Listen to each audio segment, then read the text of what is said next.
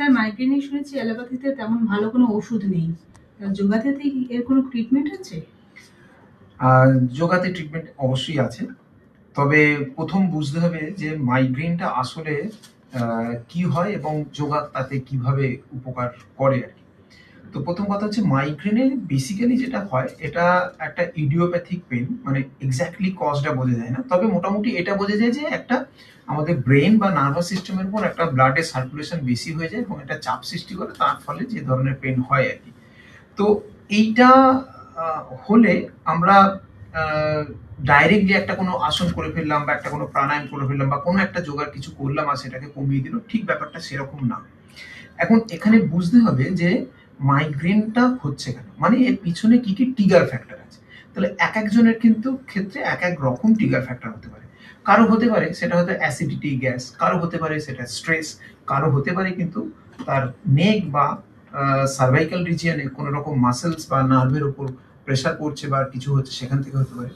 তো এক একজনের এক এক রকমের একটা ট্রিগার ফ্যাক্টর থাকে। আমরা যদি সেই ট্রিগার ফ্যাক্টরটাকে বুঝি, তাহলে কিন্তু আমরা এটাতে যোগ দিয়ে খুব ভালো উপকার দিতে পারবো।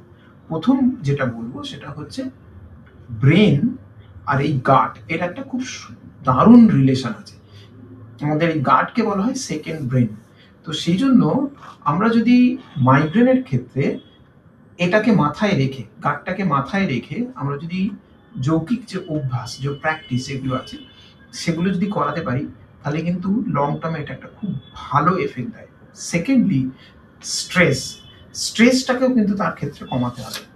থার্ড যেটা সেটা হচ্ছে মাসেল অ্যান্ড নার্ভ বা আমাদের যে নিউরাল সিথ বা আমাদের যে মায়োফেসিয়া আছে সেগুলোর যে টাইটনেস, মাসেলস এবং তার নিচে একটা ফেসিয়া থাকে, সেগুলোর টাইটনেস যদি আমরা কমাতে পারি শেখাতে পারি। এই সবগুলোর ক্ষেত্রে যোগ কিন্তু অপরিসীম, দারুণ কাজ করে।